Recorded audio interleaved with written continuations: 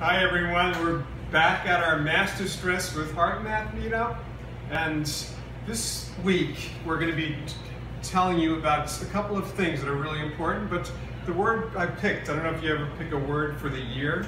You ever do that for a year, you guys? Pick a word that has a theme for the year? No? Okay. My word is presence this January, being present. So we're talking about being present. So we look at, this is an outline of our bodies, we can say, of us there, and if we're present, then we have muscles, we have strength. You see the thickness of that body, we have vitality. Okay, but when things come along, and we're talking about stress, when things come along like discouragement, then it can have an influence where it can begin to take away from our presence. So instead of being vibrant and having our meridians or acupuncture points all filtering through our system, then things start to dissipate. So discouragement, do you ever feel discouragement? Sure. You all have. But what do we do when we feel that? And that's what we're going to talk about in our next part of our meeting. But we're going to look at other things that might cause our presence to dissipate. And did you ever feel ashamed about something we may have done? Yeah. So again, these things interfere. They interfere with our being, and our being is, has something that's really present. But then, if things come along that are emotions that begin to interfere with the being of our being present, then we start to dissipate. Shame is one. How about anger? How about the world being full of anger and the influences that extends?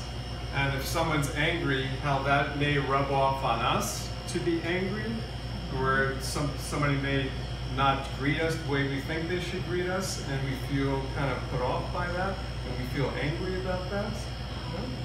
There's I'm sure, other ways you have come across the feeling of anger, correct? I hate it when that happens too. Yes. I feel their energy and I don't want their energy. Yeah, that was in Eckhart Tolle's books a little bit about transference, that you can walk into a room and feel that something went on there that was not the best. Yeah. And I have trouble with the phone and social media. It's like this dispossessed anger that is like comes through the headlines that you see or the comments people are making and things like that, and I get to the point where I really just want to take a hammer to that iPhone and get rid of it. Yes. I really do, because I feel like it gives me a source of the things you're talking about that's not even mine. That's right. It's somebody else's. And I don't know how to process that. I don't know what to do with that. I'm looking forward to share the process. Okay. We're introducing the idea of the need to do the processing and the effects of stress on our body, like anxiety, the things we worry about, Yes. the things that influence us like that. Now, when we're not thinking correctly or we're feeling anxious, what does that do sometimes to what we eat, our nutrition? We start to make choices out of that anxiety. We might eat when we feel nervous, right? And most likely we're eating carbs to satisfy that nervousness. But that creates a sense of malnutrition. If there's malnutrition, for one, that's going to cycle back. We're not going to be thinking correctly if we're not properly mineralized. Yes. And then, as a chiropractor, we recognize the word subluxation. You ever hear of that term? Okay, in chiropractic, we talk about how bones are misaligned, and they can cause slightly misaligned, and they can cause nerve interference. But even larger than that, you think of the word lux. What does the word lux mean? Would you know that? Light. Luminescence. So we become subluxed. Instead of being our bright, cheerful selves, we become collapsed, downtrodden, subluxed, less than the light that we're meant to shine.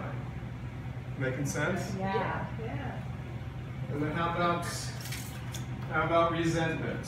Sometimes we feel angry, but that anger turns into resentment. And resentment, if we don't learn how to address the stress in the moment, we're feeling angry, that gets stuck, doesn't it? And sometimes we can think about things that may have happened years ago, and we still resent that. And what is it doing? All these things start to accumulate. Bump, bump, bump, bump, bump. And we get even more other things on top of that. Say we're feeling fearful. And we're just about out of our presence. And here we're 6 feet under, or we're cremated, we're gone. We actually, our lives are dissipated.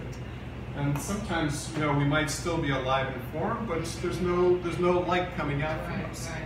So you can see the importance of addressing these things, these emotions that come along. And we're going to be talking about that in our next session. So we'll hit the video there.